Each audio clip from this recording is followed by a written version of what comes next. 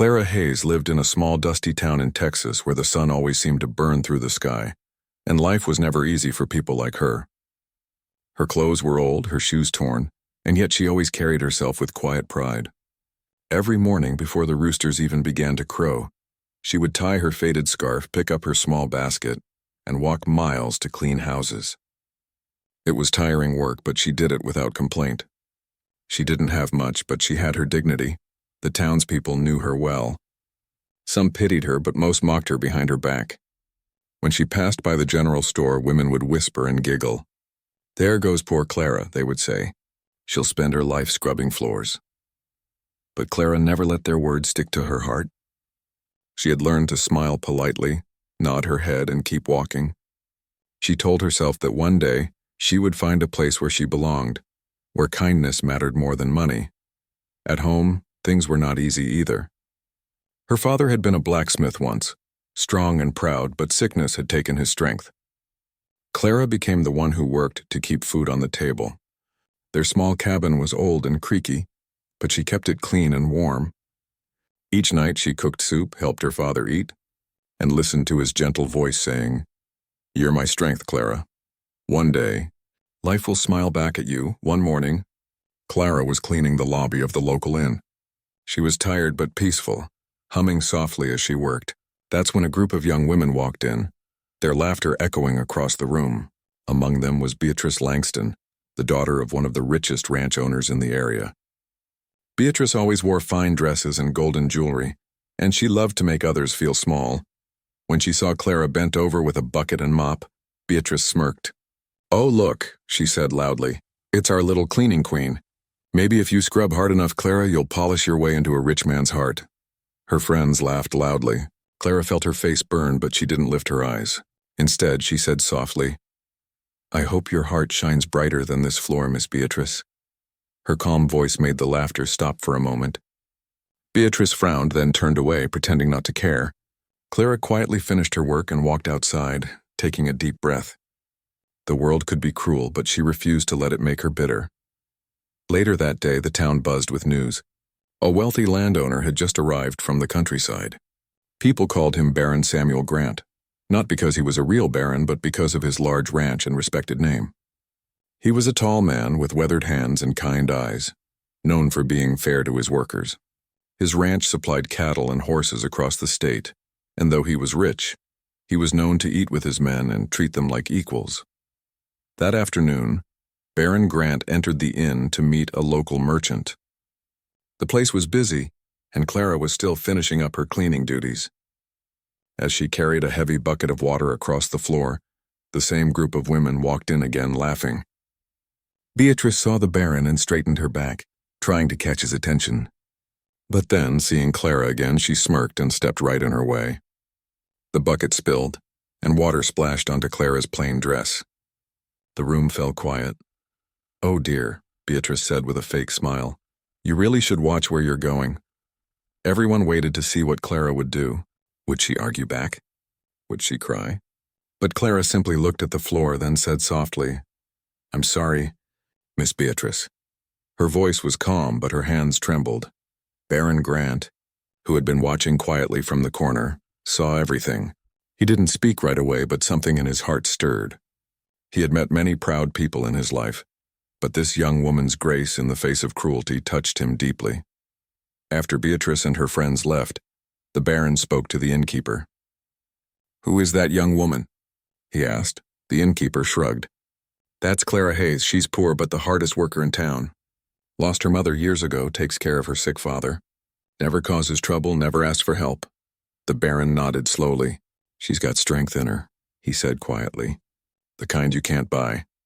That evening, Clara walked home along the dirt road, her basket empty, her heart heavy. The sunset painted the sky orange and the air smelled of hay. She wondered if her life would always be this hard. As she neared the small bridge near her cabin, she heard horse hooves behind her. Turning around, she saw the tall man from the inn. He stopped his horse and removed his hat. "Miss Hayes?" he said kindly. Clara froze. No one ever called her Miss Hayes. "Yes, sir," she said softly. "I saw what happened at the inn today," he said. "You showed grace when others showed cruelty. That's a rare thing." Clara didn't know what to say. "Sir, I was only doing my work." "That's exactly what I mean," he said. "My ranch could use someone like you, someone honest and strong. If you ever wish for a better life, my doors are open. My ranch needs a woman like you." His words hung in the air like music she'd never heard before. She wanted to believe him, but years of struggle had taught her to be careful with hope. "Thank you, sir," she said, lowering her eyes, "but I wouldn't want to be a burden." "You wouldn't be," he replied. "You'd be an example." He tipped his hat and rode away, leaving a cloud of dust behind him. Clara stood there for a long time, her heart pounding. No one had ever spoken to her that way before, not with pity, but with respect. When she reached home, she found her father coughing weakly by the fire. She told him about the kind stranger she met. Her father smiled through his tired eyes. "Maybe he's the start of a new chapter for you, my girl," he said softly. Clara sat by the window that night watching the stars flicker above the dark fields. The world outside was quiet, except for the sound of crickets and the distant bark of a dog. She thought about all the laughter, all the hurt, all the times she was looked down upon. And yet tonight felt different. For the first time in years, someone had looked past her poor clothes and rough hands and seen something good.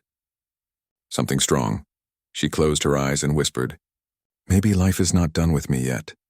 The moonlight fell gently on her face as she drifted into sleep, unaware that her life was about to change in ways she never imagined. All because one man, a stranger with kind eyes, had seen her true worth when no one else did. The next morning, Clara woke up before sunrise. The air was cool and the birds were singing outside her window. She still remembered the man on the horse, his calm voice, and the way he had said those words, "My ranch needs a woman like you."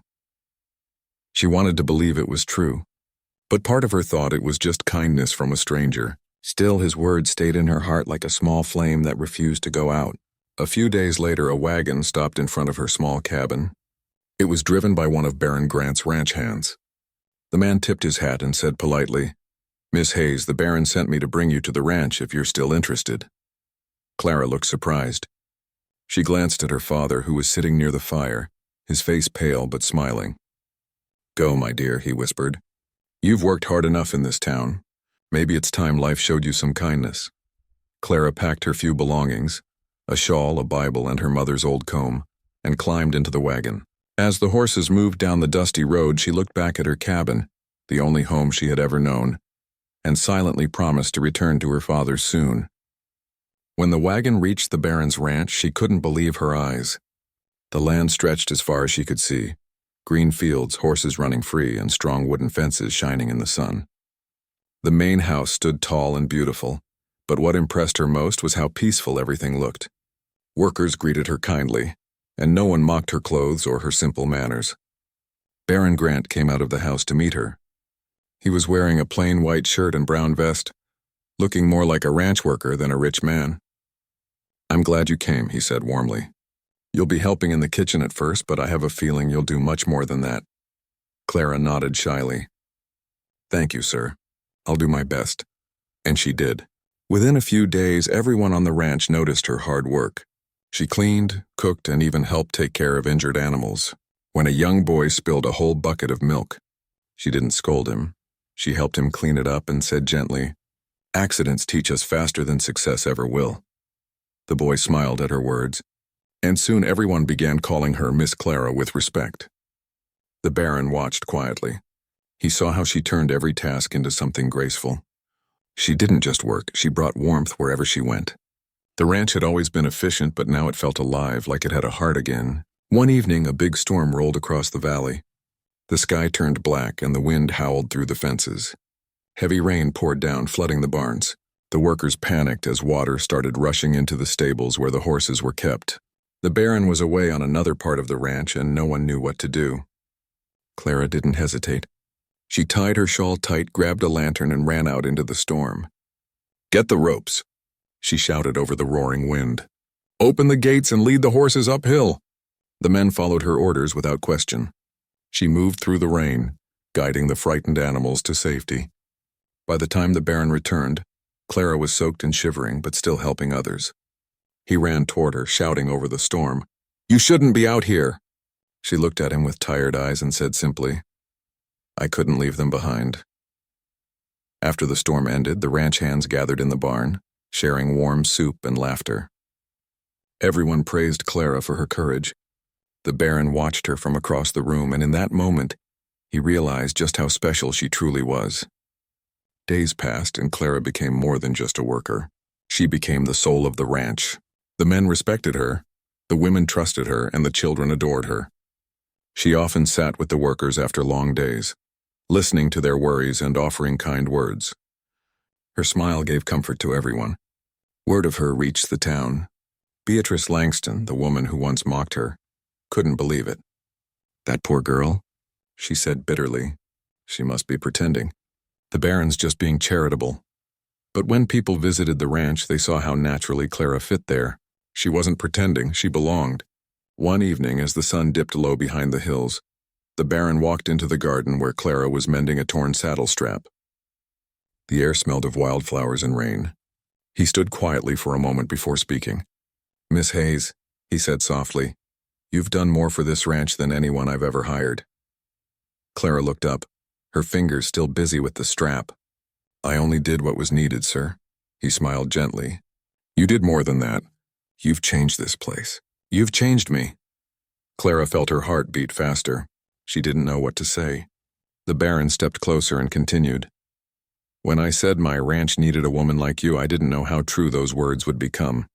Now I can't imagine this place without you." She stared at him, her eyes wide. "Sir," she began, but her voice trembled. He took a slow breath and said, "I don't just want you to stay as my worker. I want you to stay as my partner, to help me run this ranch, to build a home here together." For a moment, the world went still. The sound of the crickets, the wind through the trees, everything seemed to fade. Clara felt tears fill her eyes. All her life she had been invisible, mocked and ignored. And now this man, kind, respected, and good, was asking her to share his life. "I don't know if I deserve this," she whispered. "You've earned more than this," he replied gently. "You've earned happiness." A few weeks later, the small town buzzed with the news. The Baron was marrying the poor girl everyone used to laugh at. People came from miles away to see it. The ceremony was simple and beautiful. It was held under a large oak tree on the ranch with flowers tied to the branches. Clara wore a plain white dress that she had sewn herself. Her father sat proudly in the front row, tears shining in his eyes.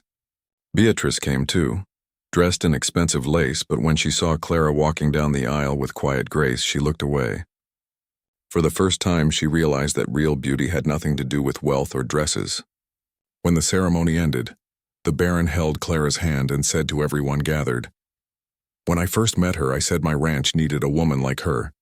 I was wrong. What I really needed was her heart." The crowd clapped, and even the workers wiped their eyes. Clara looked up at him, smiling through her tears. She knew this was the moment her life had turned from struggle into peace. Years passed, and the ranch became known not just for its wealth but for its kindness. Every worker was treated like family. No traveler ever left hungry. People said it was because the lady of the ranch had once known what it felt like to have nothing, and that's why she gave so much love. Clara never forgot where she came from. Sometimes she would walk to the edge of the land and look toward the small town she had left behind. The same dusty roads, the same houses, the same people. But now, she no longer felt pain when she remembered the laughter or the whispers. She smiled softly and whispered, "Thank you, life, for teaching me patience."